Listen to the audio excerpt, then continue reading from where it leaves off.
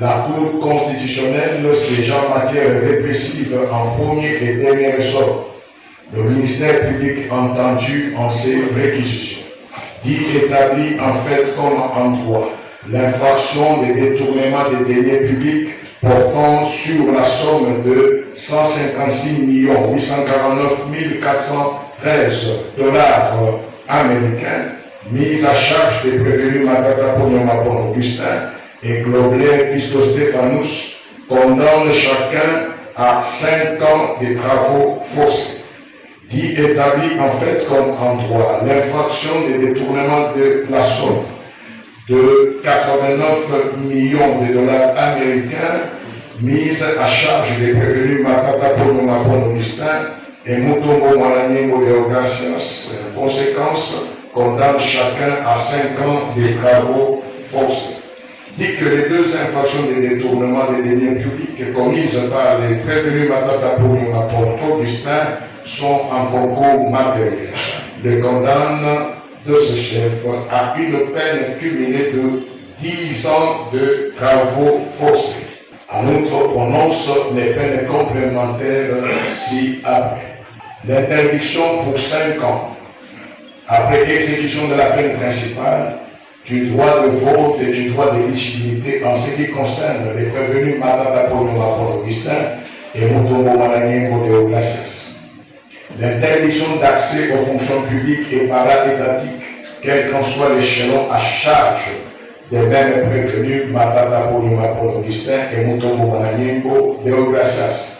La privation du droit à la condamnation et à la libération conditionnelle et à la réhabilitation à charge des prévenus Matata Ponyamapon Augustin et Mutombo Mwananyembo Deogracias.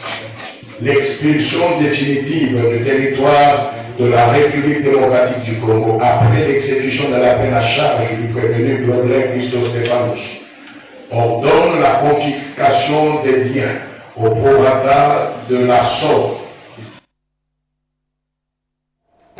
Une plénière intense à la Chambre basse du Parlement, mais qui n'a pas visiblement influé sur la décision de la Cour constitutionnelle. Les immunités parlementaires du député national Matata ont été évoquées. 2 nouvelles propositions de loi jugées récevables. Annie Malaka nous fait revivre cette plénière en images et commentaires.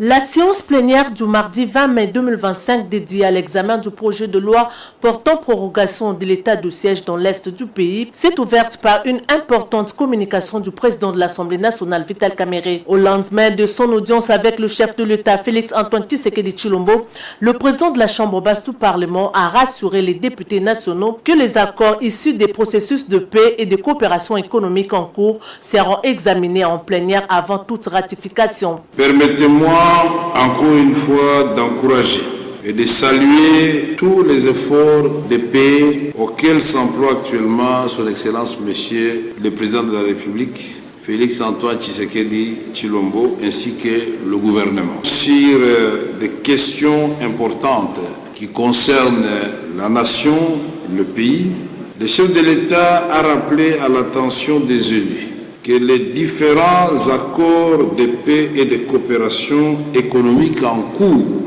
de négociation, notamment grâce à la facilitation des États-Unis d'Amérique et des médiateurs africains désignés du Qatar, feront l'objet d'un examen minutieux au Parlement.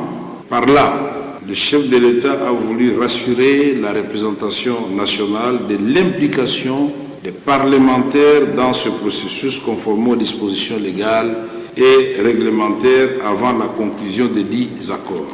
En ouverture, la plénière a exprimé sa solidarité envers les populations de l'Est, toujours victimes des violences liées à la guerre d'agression menée par le Rwanda à travers le M23 AFC. Concernant le projet de loi sur la prorogation de l'état de siège présenté par le ministre de la formation professionnelle Marc Ekilali Kombo, élu par le rapporteur Jacques Joly, il a été adopté à la majorité des élus présents.